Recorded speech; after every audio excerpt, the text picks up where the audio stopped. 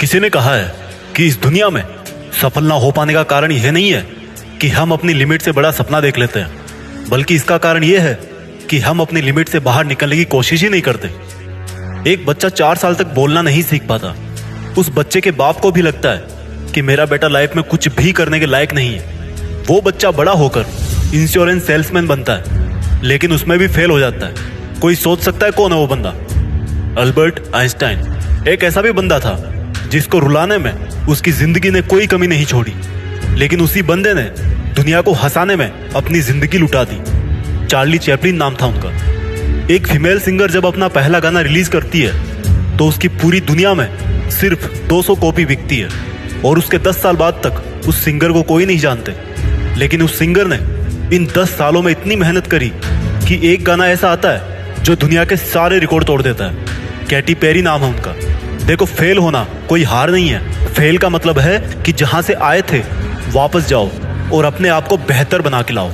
जब महान वैज्ञानिक थॉमस एडिसन से पूछा गया कि क्या उनको अफसोस नहीं है कि वो बिजली का लट्टू बनाने के लिए 1000 बार फेल हो गए, तो उनका जवाब आया कि मैंने वो 1000 तरीके सीख लिए हैं जिनसे दुनिया का कोई भी इंसान बिजली का लट्टू नहीं बना सकता।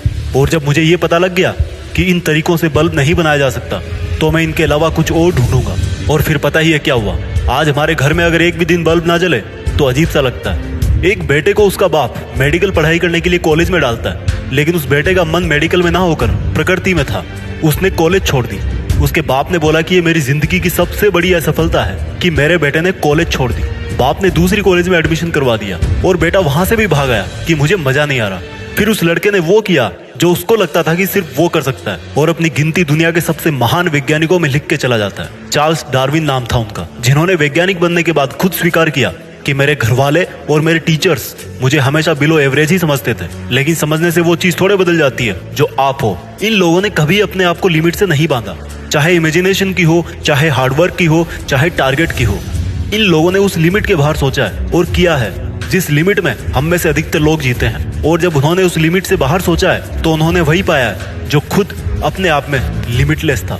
वीडियो के अंत में डॉक्टर एपीजे अब्दुल कलाम की लाइन बोलना चाहता हूँ कि असफलता हमारे ऊपर तब तक हावी नहीं होती जब तक हमारी सफलता की परिभाषा स्ट्रांग होती है। इसलिए अपनी लिमिट की दीवार को तोड़ो, उठो और मेहनत करो। देश में अपना नहीं बल्कि दुनिया में देश का नाम करो। जय हिंद, वंदे मातरम।